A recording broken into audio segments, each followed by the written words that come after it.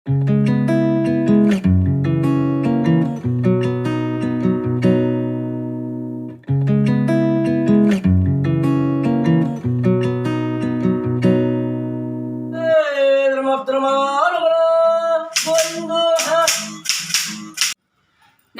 నేను మీ Sona. Welcome to SSTV interviews.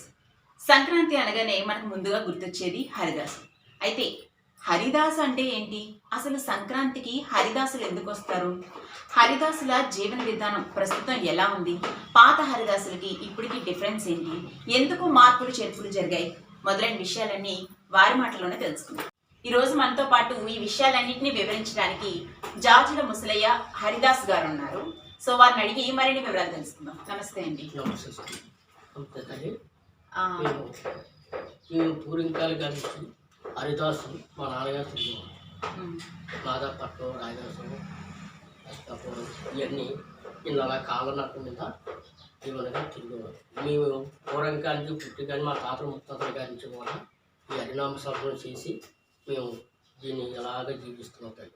కానీ గవర్నమెంట్ గవర్నమెంట్ ఎవరు కూడా ఏమీ ఆదరించగా మాకు ఈ నెల సంక్రమణ పెట్టిన వెంటనే మాకు ఈ విద్యుదారమానంగా మా నాన్నగారి కాలం అయిపోయింది తల్లి. నేను తిరిగి ఇప్పుడు 31 సంవత్సరాలు అవుతుంది తల్లి. నేను మొదలెట్టి నాన్నగారు అప్పు చెప్పిన తర్వాత 31 సంవత్సరాలు అంటే నా వయసు 49 సంవత్సరాలు తల్లి. ఇప్పుడు కూడా కాలనరకే తిరిగే నాకు ఆరోగ్యం బాగోలేదు. ఆరోగ్యం బాగోలేకపోతే నేను బండి మీద పెట్టి ఈ బండి మీద ఏహో సక్రమం తిరుగుతున్నాను. ఇలాగా ఈ మాదాపట్నం మొదలెట్టి రావేశ్వరం, వస్తాపురం ఇవన్నీ ఈ కెమెరాలో తిరుగుతాను. నాకు ఈ రోజు సంవత్సరంతో ఓపికగా తగ్గింది. అది ఏం చేసినట్టే అబ్బాయి గారు ఐటీ చదివారు. మా అబ్బాయి గారు ఆయన తీసుకొచ్చి ఈ బండి మీద ఆ అబ్బాయిని నేర్పించి మా అబ్బాయికి నేర్పిస్తున్నాను తల్లి. అంటే హిందూ ధర్మం పోకుండా హిందూ ధర్మాన్ని పోషిస్తున్నాం, హిందూ ధర్మాన్ని రక్షిస్తున్నాం తల్లి. మేము హరిదాసులు అంటే కాలంలో ఇలా కాలనాటి మీద పరిగెత్తు తిరుగుతూ భజన చేస్తూ మా నాన్నగారు కానీ మా తాతగారు కానీ నేను కానీ అందరూ కూడా ఇలాగే చేసాం. ఈరోజు ఈ బండి పెట్టుకొని వాహనం పెట్టుకొని తిరుగుతున్నాం. ఇప్పుడు కానీ సరే ఏ ఊరైనా అచ్చపురం కానీ మాదాపట్నం కానీ ఏదైనా సరే ఇప్పుడు కానీ మమ్మల్ని ఆ బండి మీద తిరిగినా సరే మమ్మల్ని ఆదరిస్తున్నారు తల్లి. మమ్మల్ని పురస్కారం చేస్తున్నారు. అంటే ఇప్పుడు హరిదాసులు అనేది ఒక ప్రత్యేక కులానికి చెందిన వాళ్ళే చేస్తారు. ఎవరైనా హరిదాసులుగా మారచ్చు, ఎవరైనా సరే మారుస్తుంది. హిందూ ధర్మం అంటే హరిదాసు అంటే దీన్ని ఎవరైనా మారచ్చు. అంటే దీనికి ఒక నిర్ణయం ఉంటుంది. తాతల ముత్తాతలు కానీ కలిసి రావాలా, వాళ్ళ ఇంట్లోది పూర్వంకాల నుంచి ఒత్తిడి వీటికి దానికి అధికారులు వెళ్తారు. అప్పుడు వరకు కూడా ఇది అవ్వదు. అంటే మీ తాత ముత్తాతల నుంచి హరిదాసులుగా ఉన్నాం. మా తాతలు కానీ ముక్కలు కానీ హరిదాసుగానే చేసాం, హరిదాసుగానే భజన చేస్తున్నాం. ఈ రోజు కూడా మా కాలం అయిపోయిన తర్వాత కుర్రలు కూడా నేర్పాలని మా అబ్బాయికి నేను బండి తీపించి మా అబ్బాయి కూడా తిరగాలి స్వామి, మన హిందూ ధర్మం పోకూడదు, మన పూర్వకాలం మన తాత ముక్కలు కానీ హరిదాసు అంటే ఏంటో ఉంచాలా అన్ని గారు మీరు కూడా మానకూడతారని ఆ భవానికి నేర్పించి ఆ భవానీ కూడా ఈ బండి మీద తిప్పుతున్నాను హరిదాసు. అంటే మీ అబ్బాయి చదువుకున్నారు, ఉద్యోగం చేస్తారు, కానీ మీ ధర్మం కాబట్టి సంక్రాంతికి చెయ్యాలి చేస్తాం. ఇందులోని మా అబ్బాయి కూడా చేస్తున్నారు. ఎక్కడైనా పుణ్యకారం నక్కపల్లి దగ్గర ఇంటర్ కంపెనీలో చేస్తున్నారు మా అబ్బాయి. అయినే ఆమె ఒప్పించి ఆ భవనాన్ని మా ఈ నెలలో కూడా ఈ భవని తీసుకొస్తున్నాడు కూడా తీసుకొచ్చి ఈ భజన చేస్తున్నాను సార్.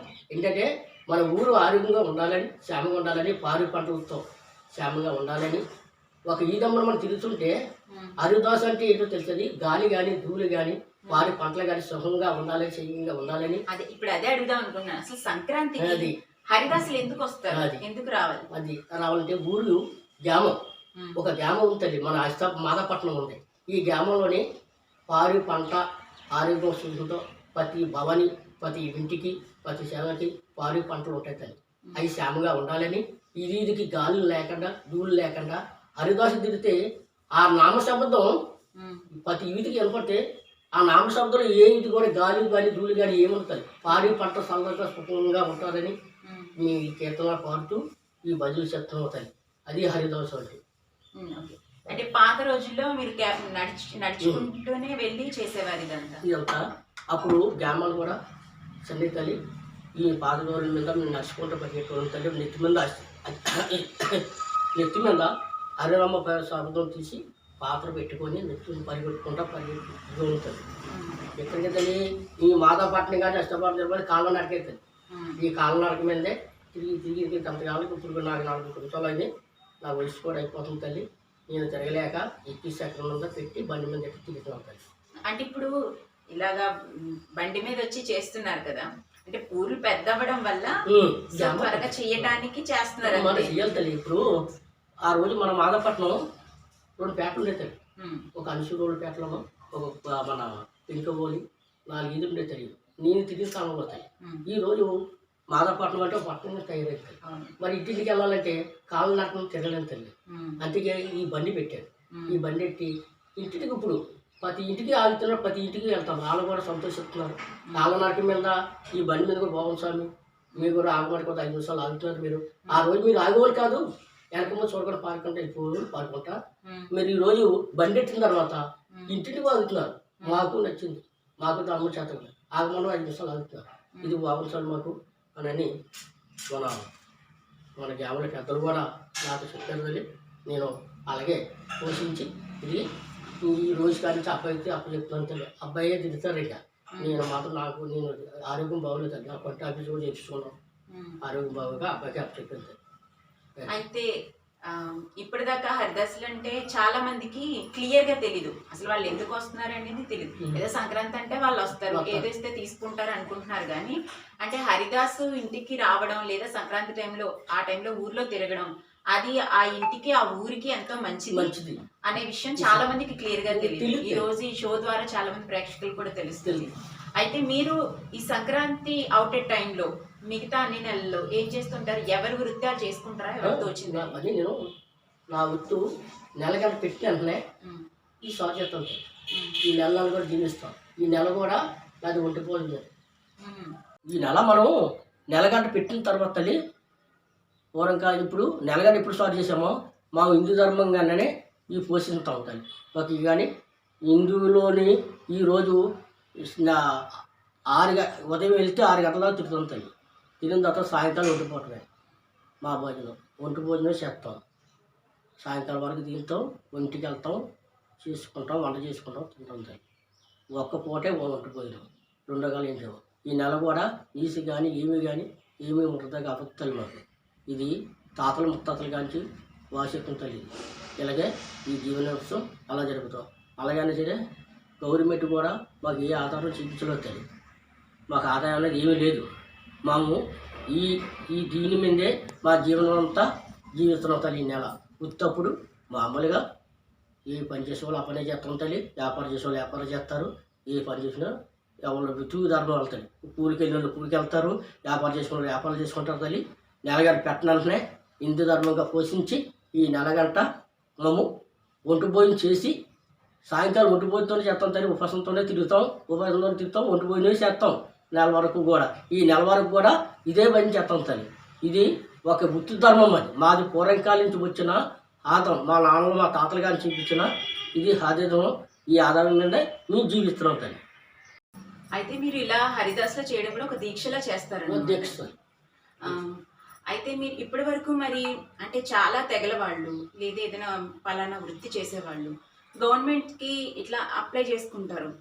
మేము ఇది చేస్తున్నాం, మాకు ఈ పనికి సంబంధించి మాకు ఏదైనా ఆసరా ఇవ్వండి, అలా గవర్నమెంట్ని అడగడం లేదా దగ్గరలో ఉన్న అధికారులను వెళ్ళి కలవడం, మీ అలాంటి పనులు ఏం చేయలేదా మీరు? చేసాం తల్లి. ఒకప్పుడు మేము ఫోటోలు మొత్తం మా గ్యాంగు 12 మంది గ్యాంగ్ అని మరి. ఈ 12 మంది గ్యాంగ్ కూడా ఫోటోలుగా తీసి ఇవన్నీ తీసి ఇవ్వమన్నారు సార్.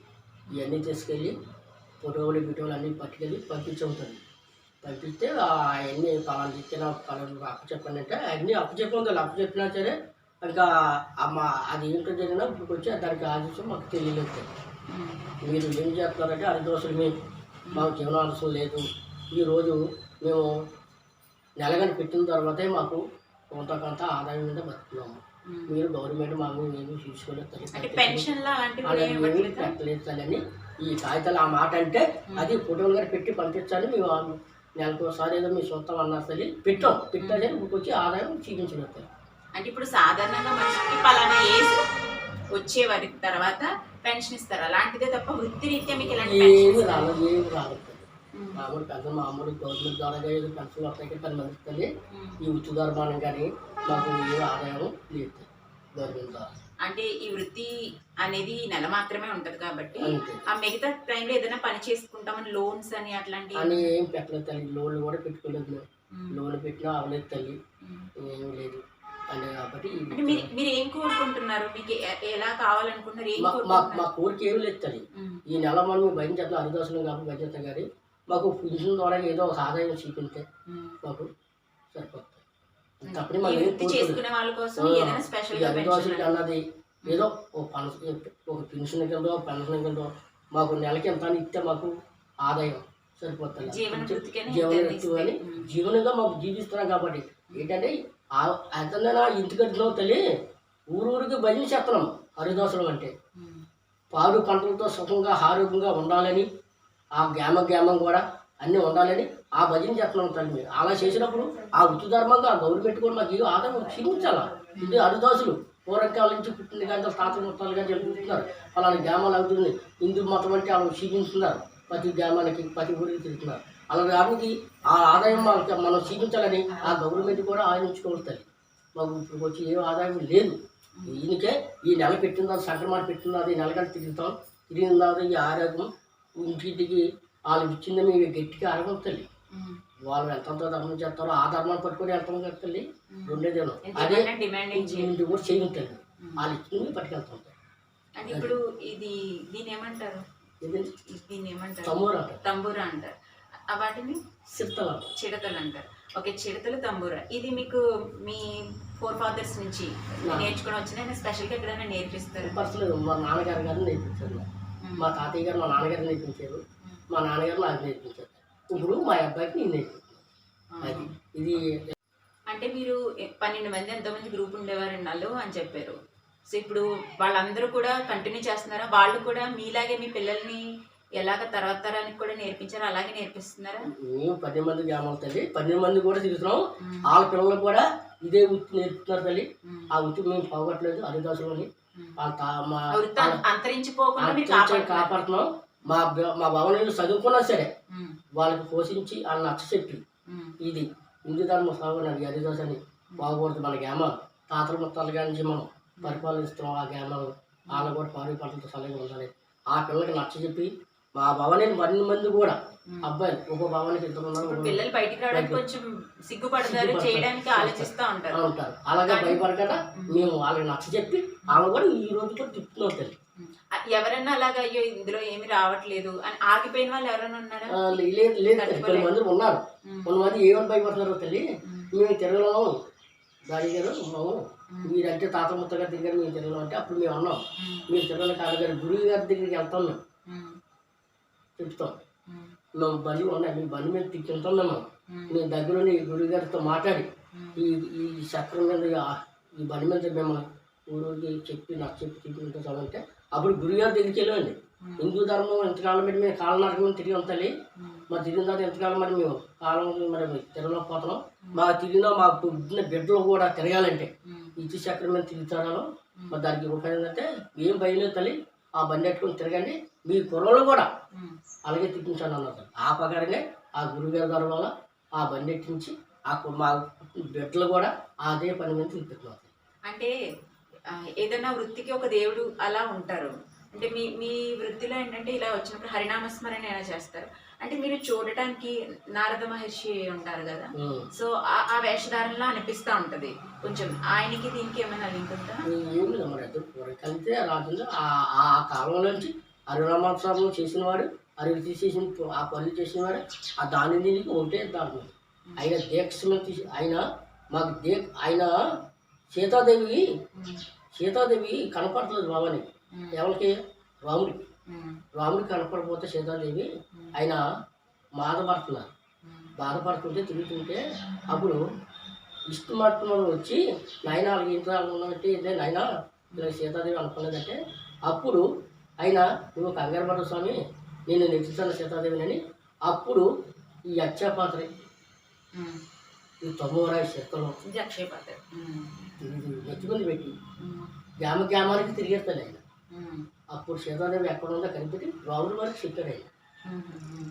అప్పుడు అలా విక్రమ స్వామి లేకపోతే ఈ ఇష్టి ధర్మం చేసుకొని ఇది లేకపోతే ఆయన ఎక్కడెక్కడ తిరుగుతారో తెలియదుగా తెలియదు ఈ ధర్మం ప్రతి భవని కూడా కిందకి దిగి ధర్మం చేస్తారు. ఆ టైంలో ఆ భవని చూసి బావుడికి చెప్పే పాలన అది అక్కడ కానీ వచ్చింది తెలియదు. పుట్టుపూర్వకం అదనమాట. పుట్టుపూర్వకం కానీ ఒక 6 నెలలోనో ఒక ఆదాయం మనం చూపించాం కదా. ఏదో వృత్తి ధర్మంగా తింటున్నాం, తాతల మొత్తాలు కానీ చేస్తున్నాం. మన గవర్నమెంట్ కూడా మాకు ఒక 6 నెలల కన్నా ఏదో ఒక మిషన్ ద్వారా ఏదో మాకు పోషకాలను చెప్తే సరిపోతుంది. బాగా అదే మా జీవనం. అంతేగాని మాకు కొన్ని ఆశలు లేవండి, ఆస్తులు కూడా లేవండి. మాకు కొన్ని ఆస్తులు కూడా లేవండి. మా జీవస్తులు ఇలాగే పెడుతున్నామండి. చిన్నప్పుడు కానీ నాన్నగారి నుంచి తాతల కానీ ముత్తాలు కానీ ఇదే జీవిస్తున్నాం, ఇదే వృత్తి మీద ఉన్నాం. కొన్ని ఆస్తులు కూడా లేదండి. మా జీవనం ఇది వృత్తి వ్యాపారం చేస్తున్నారు. ఎవరు చూసిన వ్యాపారం చేస్తారు, కానీ మంది కూలికి వెళ్తారు, కానీ మంది అన్ని పనులు చూసుకుంటారు. ఈ నెలగాని పెట్టగానే అంటనే ఈ హరినామ శబ్దం శాతం మా కూలి కాదు నుంచి పుట్టిన కానీ మాకు అలవాడుతాయి. చూసారు కదండి, హరిదాస్ అంటే ఏదో అలా పాడుకుంటూ వెళ్ళిపోతారు అనుకుంటాము. సో వాళ్ళ వెనకాల కూడా చాలా పెద్ద కథ ఉంటుంది. వాళ్ళు అలా రావడానికి కూడా ఒక స్పెసిఫిక్ రీజన్ ఉంటుంది. అదంతా మన మంచి కోసమే. అయితే ఇలాంటి విషయాన్ని అంతరించిపోకుండా వాళ్ళు కాపాడుకుంటూ వస్తున్నారు. సో ఇలాంటి వాళ్ళ కోసం కూడా గవర్నమెంట్ ముందుకొచ్చి వాళ్ళకంటూ ఏదో ఒక చేయూతనివ్వాలని మనము కోరుకుందాము. మరొక ఇంటర్వ్యూలో మళ్ళీ కలుసుకుందాం. ఇంత విలువైన సమాచారాన్ని అందించినందుకు ముసలి హరిదాస్ గారు మీకు ధన్యవాదాలు. శ్రీరామునిటకు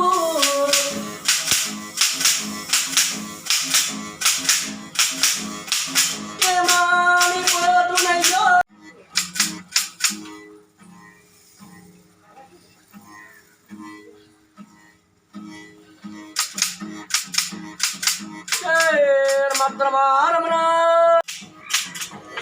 జయ మద్రమార